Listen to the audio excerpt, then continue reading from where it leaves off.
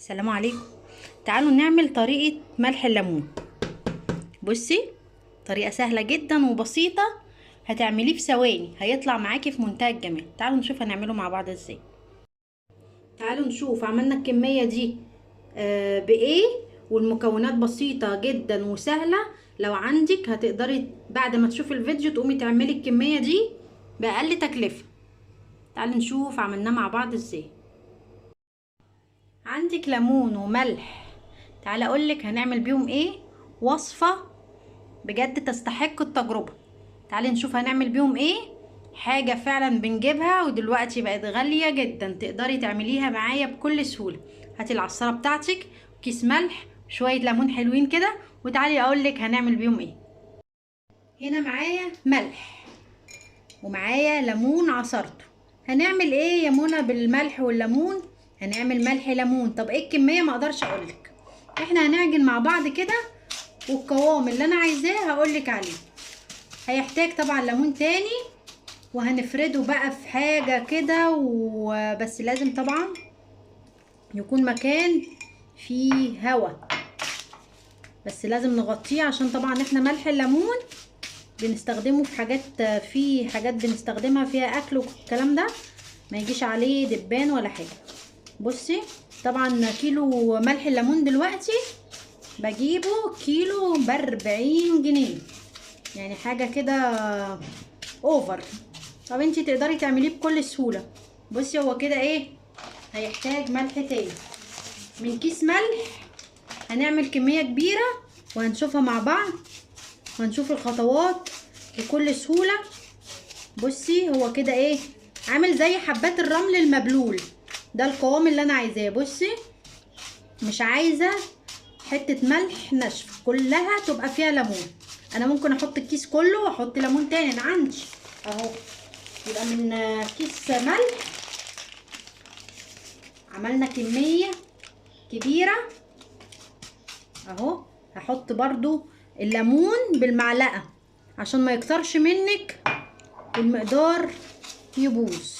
بصي، هتقلبي كده، جربوه بجد. انا ملح الليمون ما بقدرش استغنى عنه، ما بقدرش استغنى عنه فعلا في حاجات كتير.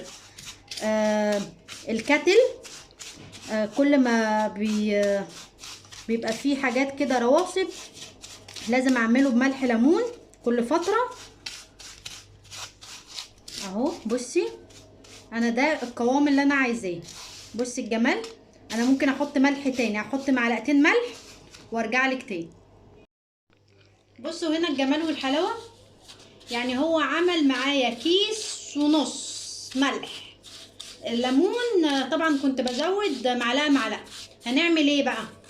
عندك بلكونة زي الفل، ما عندكيش هقولك برضو البدايل ايه. بصي، لازم يبقى مرمل كده. بصي الجمال، تمام. هفرده في صينية او في طبق او في اي حاجة زي ما هنعمل مع بعض.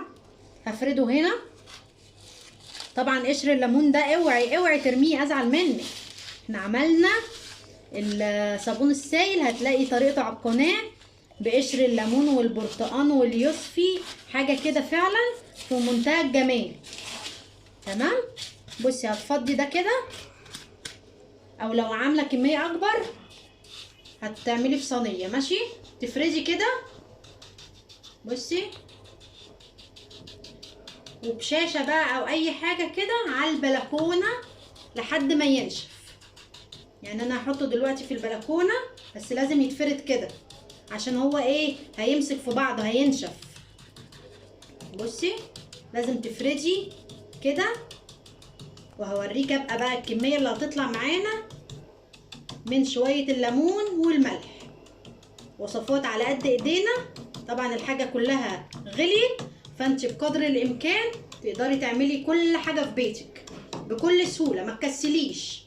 حتى بالنتيجه انت هتفرحي، يعني لما تعملي حاجه وهي اصلا غاليه وما كلفتكيش. انا ما كلفنيش اي حاجه، الملح عندي والليمون عندي في التلاجة، وانا كنت محتاجه ملح ليمون، مش هجيبه ب40 جنيه يعني. انا ما بعوز بجيب حبه ب5 جنيه ب10 جنيه، بس برضو ما بيكفينيش وما بقدرش استغنى عنه. تمام. بصي بقى، انا هحط الطبق ده في البلكونه وهغطيه. ما عندكيش شاشه، اي مصفى عندك اقلبي المصفى كده على وشها على اساس يدخل له هوا وينشف. هبيته في البلكونه عشان ياخد شمس وهوا وينشف، واوريك الشكل النهائي. بصوا هنا يا حلوين، انا طبعا عشان الشمس مش بتوصل للبلكونه عندي قوي، ففردته على الصينيه دي. وعملت ايه، انا قلت اقولك الخطوات لو مش عندك بلكونه، بس انا عندي بس الشمس مش واصله، فهيقعد مده كبيره قوي على ما ينشف. فدي طريقه تانية، تفرديه بقى على صينيه وتدخليه تحت الشوايه في الفرن، يعني اقل من 5 دقايق، وتوطي النار خالص. بصي نشف معايا، بصي اهو اهو اهو.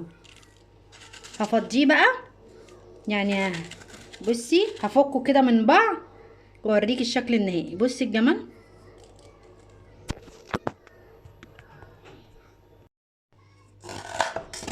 بكل سهوله اهو بمعلقه.